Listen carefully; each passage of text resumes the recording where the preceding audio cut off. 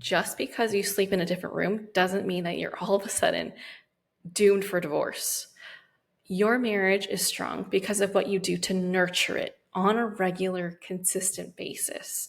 It's not about where you sleep.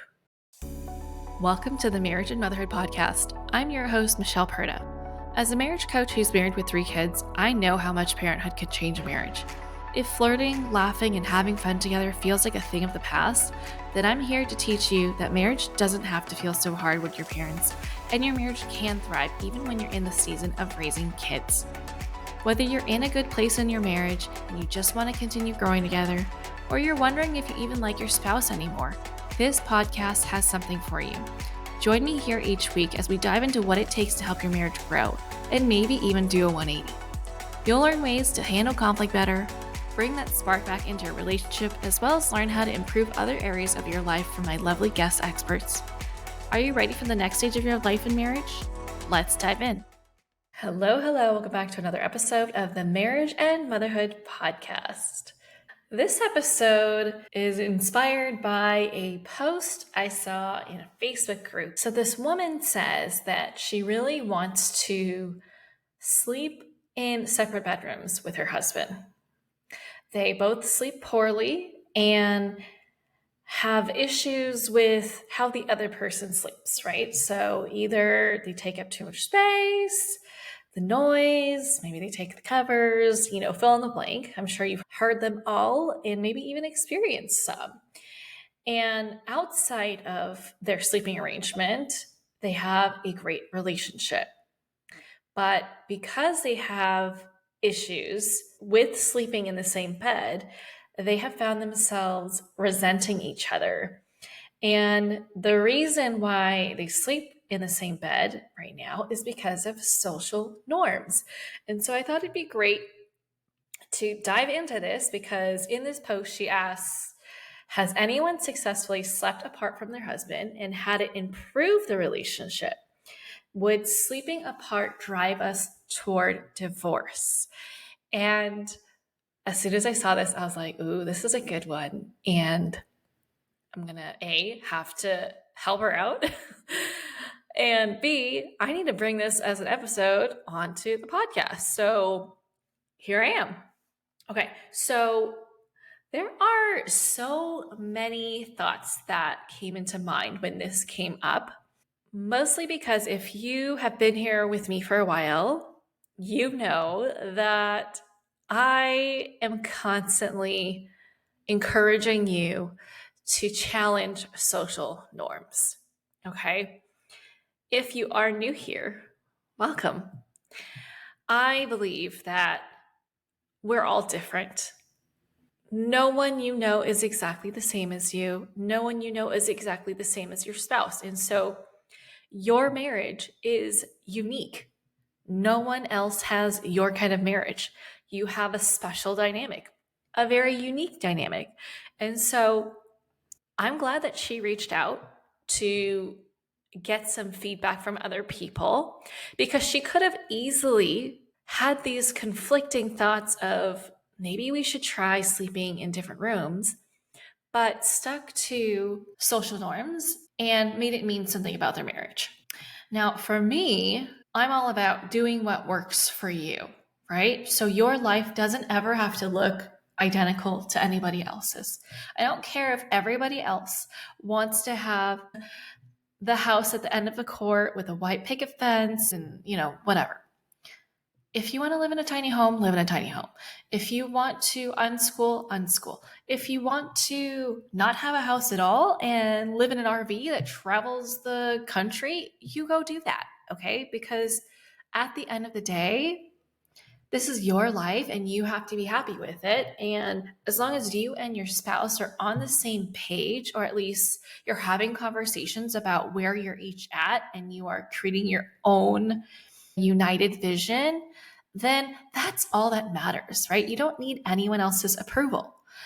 I always recommend my clients to throw out all social norms and do what's best for your marriage. So if you are also someone who's been contemplating sleeping in separate rooms, then You just have to be very clear on why you want to sleep in different rooms and be really intentional about what you're wanting out of this situation. Because if your intentions are of helping your marriage grow and benefit from this, then it could actually turn out to be the best thing ever for your marriage. The only thing is that because sleeping in the same room is such a social norm and it has been routine for you, if you do decide with your partner that sleeping in different rooms is the best thing for your marriage, then also be intentional about what is going to be different with you two not being in the same room. Okay. Because there's the getting ready routine, going to bed at the same time, if that's what you do, having that unspoken routine that you two cuddle at night before you go to sleep, or that space where you guys can just talk to each other before you're going to sleep, because you are both retreating to the same space before going to bed. But if you are going to bed in different rooms, then on the outside, it could very much appear like you two have slid back into being roommates because you are not cohabitating in the same room. But as you know, once you have kids, it's very easy to feel like roommates, even when you do sleep in the same room. So if you want to avoid that, you have to be very careful to identify what is going to be different so that you can prioritize time together. Okay. Because if you are able to do this intentionally, you could get back to this place where you feel like you're dating again, right? Because it's very, very normal for couples to feel like they're just roommates after the kids come, because your relationship gets put on the back burner. You suddenly get too tired and forget to make time for dates and romance, and all you're doing is talking about logistics and the kids and the house, like nothing about you two to grow as a couple, and you're not making plans anymore to nurture the relationship, and the flirting has gone out the window because you just don't have the capacity for that. Okay. So as long as you are prioritizing that and having very honest conversations about, hey, okay, if we try this out, these are the things that might fall by the wayside. So, what will we do to make sure that they stay in the forefront? What are we going to do to make sure that we stay connected and we don't allow this separation to turn us into roommates or cement that current state of us being just roommates and not really being romantic partners? Because you could still very much parent together and be good partners. But the key is, how can you continue to be romantic partners? Or if that has fallen off, how will you two navigate not sharing a room and still keeping that romance alive? Because the overarching goal here is for you to be well rested. And good things happen when we're well rested. When we're well rested, we have a much easier time being our best selves, right? This means that we are going to be better communicators. We're going to be less emotional. We're going to have more patience. We're going to be more kind, compassionate. We're going to be more flirtatious and playful and everything good because we're well rested. And so, in theory, it could really be the best thing for your marriage if you are having trouble feeling rested while sharing rooms. If this is something that you have been contemplating, I say open up the floor, have a conversation with your spouse, and make sure that if you're the one that's bringing it up, that your spouse knows that you are doing this purely for the reason of helping each other get more rest, and that you very much still want to keep the romance alive, still be intimate, and maybe even come up with suggestions on how to do that and open up the floor for them to offer up solutions as well. Now, if they have trouble with the idea of sleeping in separate rooms, give them time to kind of just sit with it. Okay. Because I know for a lot of couples, the very thought of not sleeping in the same room, and I am one of those, okay, like my husband and I had issues sleeping together because I actually developed sleep apnea. I didn't know it, but I was keeping him up at night because as soon as I went to sleep, for some reason, as I got older, muscles relaxed, whatever, and then I would have an airway obstruction. And so I kept him up. And he even proposed to me that we sleep in different rooms. And at that time, I was like, what? No, you can't do that. That's going to be so bad. Like, we're not even going to be married at all if that happens. And looking back, I know that that kind of sounds silly because just because you sleep in a different room doesn't mean that you're all of a sudden divorced. You can still act like a married couple. Um, Thankfully for our situation, I was able to get treated and I got the help and we're fine now. But for a while, he was sleeping with earplugs on because he had to get rest. And it's not like I'm choosing to keep him up. I don't know, my body just wasn't working how I needed it to. And so being open to not sleeping in the same room is something that I am new to. And so I understand if you're of that mindset, you're like, no, married couples sleep together. Know that that is a social norm that has come into play. If you think way, way back to like the medieval days when there were kings and queens, they each had their own room. They did not always sleep together. And there are plenty of couples out there that don't sleep together because of snoring, because of different reasons. Maybe they have different schedules and one person wakes up super, super early and the other person doesn't want to be woken up because they're a light sleeper. Okay. As long as you are intentional with developing a new bedtime routine, making sure you are making time to connect, your marriage is strong because of what you do to commit to it, what you do to nurture it. It's not where you sleep. Okay. And fun fact, actually, if you are familiar with the reality TV show Married at First Sight, if you haven't watched the show, it's very entertaining.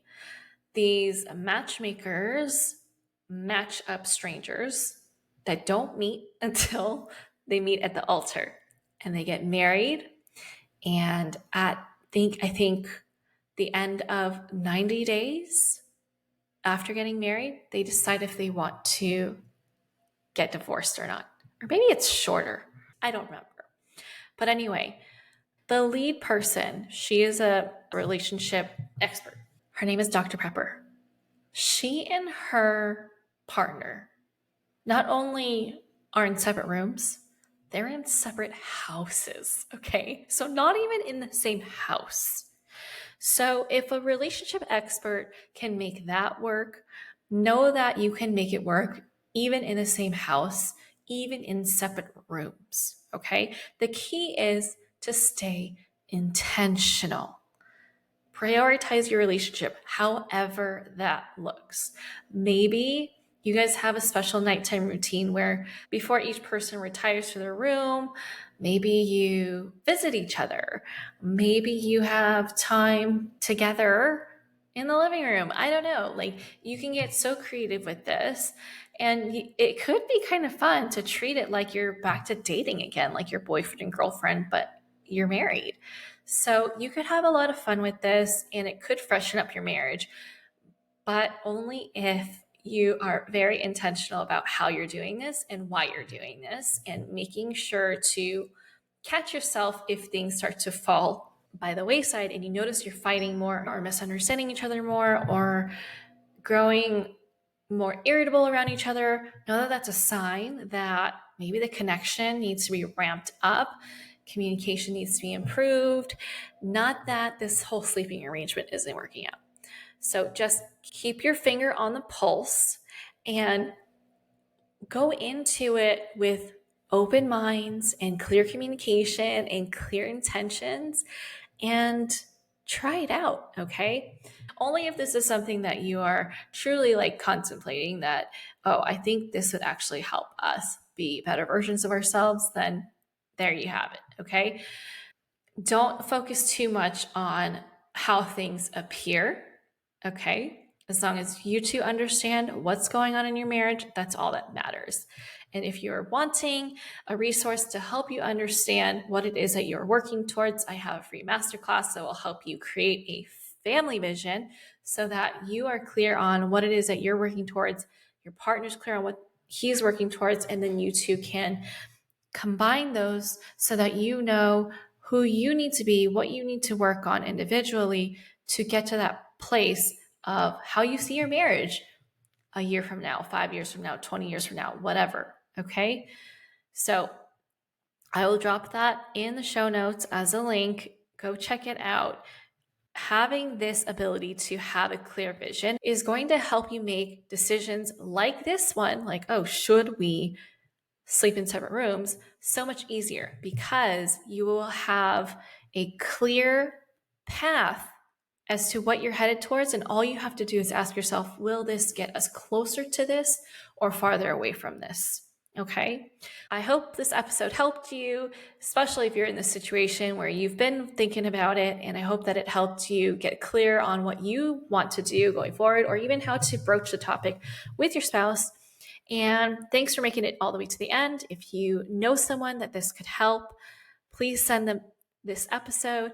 And if you love the show, I would love your support. Please go to iTunes, leave a rating and review. I would be so, so appreciative. And I'll catch you back here in the next episode. Bye. That's it for this episode. I hope you enjoyed it as much as I enjoyed making it. If you did, please send me a message over on Instagram at Michelle Perta Coaching to let me know what you loved most about it. Hearing from my listeners is my absolute favorite. And if you've been loving this podcast, please leave a rating and review. This will help people like you find the show and get the help they need. Catch you here on the next episode. Bye.